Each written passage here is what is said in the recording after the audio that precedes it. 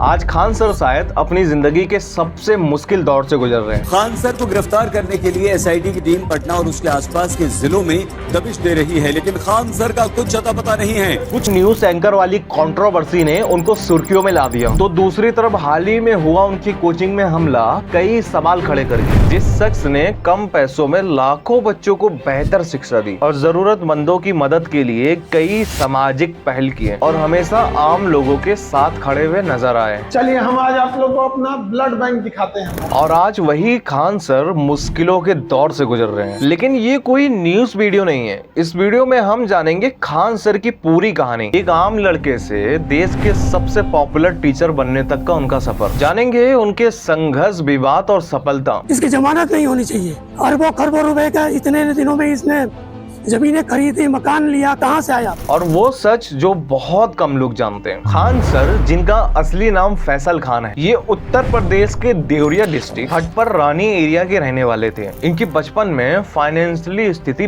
बिल्कुल भी ठीक नहीं थी। पिता कॉन्ट्रैक्टर थे और माँ होम मेकर थी और इनके घर के सामने एक कॉलेज हुआ करता था। खान सर अक्सर अपने दोस्तों के साथ वहाँ जाया करते थे और वहाँ के स्टूडेंट की बची हुई चीजें जैसे कॉपी हो गया, पेन हो गया, ये सब चीजें लेकर के वो अपने घर आया करते थे और मम्मी को देते थे। मम्मी देखिए इसमें 2 पेज सादा, इसमें 3 पेज है। सबको ले आके एक जगह बनाते थे। मम्मी सुई धागा से सिल देती थी और उसको हम लोग एक कॉपी बना लेते थे। और खान सर ने जब 8वीं क्लास पार करी तब उन्होंने फौज में जाने का एक अपना सपना बना लिया। हमको तो फौजी ही बनना था। वक्त के साथ कई सारे एग्जाम देने के बाद फौज के मेडिकल एग्जाम में इनके थोड़े से हाथ टेढ़े थे, जिस वजह से इनको निकाल दिया जाता है। और इसके बाद खान सर बहुत ज्यादा टूट जाते हैं, क्योंकि फौज के अलावा उन्होंने और कोई दूसरा सपना ही नहीं देखा था। इनकी काफी विकट परिस्थिति हो गई और फाइनेंशियली बहुत ज्यादा दिक्कत थी, लेकिन इनके 3 दोस्तों ने बहुत साथ दिया। एक दिन इनका एक दोस्त इनको एक कोचिंग पे ले जाता है और पहली बार खान सर ने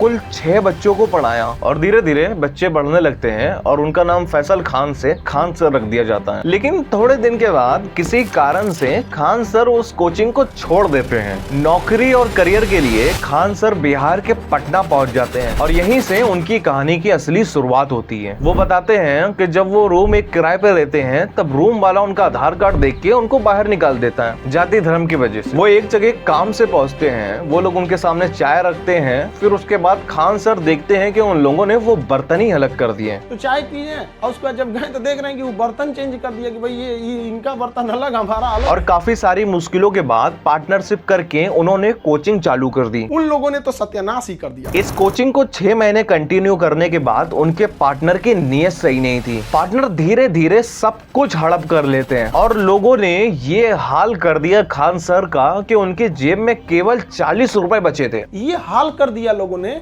कि हमारे जेब में केवल 40 रुपया बचे थे। यहाँ तक कि उनको घर वापस जाने के लिए भी 90 रुपए की जरूरत थी। खान सर बहुत ज्यादा परेशान हो जाते हैं और तभी वो एक फैसला करते हैं कि मैं ऐसे तो नहीं लौटूंगा, हार मान के। धीरे धीरे खान सर के स्टूडेंट बहुत ज्यादा सपोर्ट दिखाते हैं और जैसे तैसे करके वो अपनी खुद की छोटी मोटी कोचिंग खोल देते हैं। यहाँ पे भी गरीब बच्चों को वो मुफ्त में पढ़ा दिया करते थे और विकलांग बच्चों से फीस नहीं लिया करते थे, और जिससे उनके पास पैसों की कमी तो रहती थी। धीरे धीरे खान सर ने बच्चों के लिए एक लाइब्रेरी भी डाला और देखते देखते वो पटना की सबसे बड़ी लाइब्रेरी बन जाती है। और देखते ही देखते कोचिंग भी बड़ा हो गया। इनकी जिंदगी में सब कुछ सही हो गया था और तभी बीच में आ गया कोरोना वायरस। आज रात 12 बजे से संपूर्ण लॉकडाउन होने जा रहा है। लॉकडाउन लग जाता है, इनके लिए भी सब कुछ रुक जाता है और इनको पता चलता है कि बच्चों को ऑनलाइन भी पढ़ा सकते हैं, पर इनको ऑनलाइन कुछ भी नहीं पता था। यहाँ तक कि फेसबुक चलाना भी नहीं आता था। तो इनके जैसे आदमी को अब ऑनलाइन पढ़ाना पड़ेगा, ये तो इनके लिए एक आफत थी। लेकिन इन्होंने कभी हार नहीं मानी। इनके दोस्त की फोटोकॉपी की दुकान थी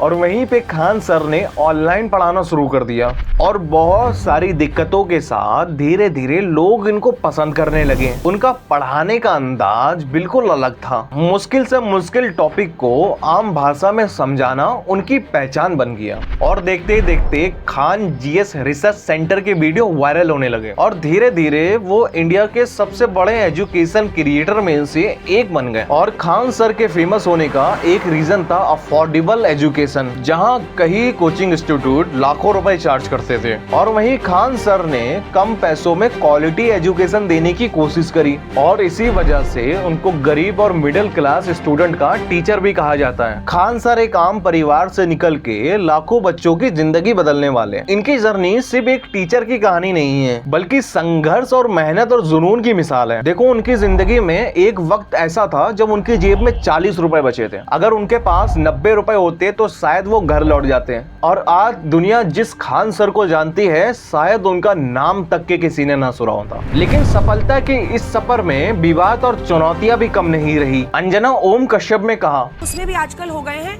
स्टार टीचर्स, यूट्यूब वाले स्टार टीचर्स, जिनको कुछ जानना ना कौड़ी, खाली व्यूज बटोरते हैं, पैसे वसूल। और इसके रिप्लाई में खान सर भी कहते हैं, आज भी तलवे चाट के आई हैं। दलाली की कमाई की खराबी अंजना, तुम नाम नहीं ले सकती हो टीचरों का। अगर टीचर 2 कौड़ी के हैं तो तुम फोकट की भी नहीं हो। सोशल मीडिया से लेकर के न्यूज चैनल तक के हर तरफ इसी मुद्दे की बात होने लगी। तुम्हारी जिम्मेदारी थी ये पूछने की कि पेपर लीक क्यों हो रहे हैं। शिक्षक बिरादरी से इस नफरत का स्रोत क्या है? 2 कौड़ी के असल में मीडिया वाले जो चंद पैसों के लिए सही को सही और गलत को गलत नहीं बताते। और अंजना ओम कश्यप टीवी टुडे ने मिलकर के 2 करोड़ का खान सर के ऊपर डेफिनेशन केस फाइल कर दिया। और हाल ही में खान सर की कोचिंग में गुंडे पहुंच जाते हैं। कोचिंग को काफी बुरी तरीके डैमेज किया जाता है और उनके गार्ड के साथ भी हाथापाई की जाती है। लेकिन एफआईआर में खान सर का भी नाम आ जाता है और उनके ऊपर आरोप था कि उन्होंने अपने गार्ड को फायरिंग करने को बोला था। रात के अंधेरे में मेरे यहाँ कोई आया, हमारे गार्ड को मार के अधमरा कर दिया। पुलिस के आने में टाइम लग रही है। उस बीच क्या हम लोग फूल फेंके या आरती लेके खड़े हो कि भाई हमें भी मार दो? और तभी फायर डिपार्टमेंट को भी याद आ जाता है कि खान सर की जो कोचिंग है वहाँ पे फायर रिस्क हो सकता है। धीरे धीरे फैसिलिटी को सील कर देने की भी बात होने लगती है। और एक तरफ लाखों बच्चों के फेवरेट खान सर और दूसरी तरफ लगातार बड़ी कंट्रोवर्सी, आरोप और जांच। और सवाल सिर्फ इतना है कि क्या ये सब एक साजिश है या फिर वाकई कुछ ऐसे सवाल है जिनका जवाब मिलना भी बाकी है। लेकिन सच जो भी हो, खान सर की कहानी अभी खत्म नहीं हुई है। आने वाले दिनों में ये विवाद किस मोड़ पे जाएगा उस पे सबकी नजरें टिकी हुई है।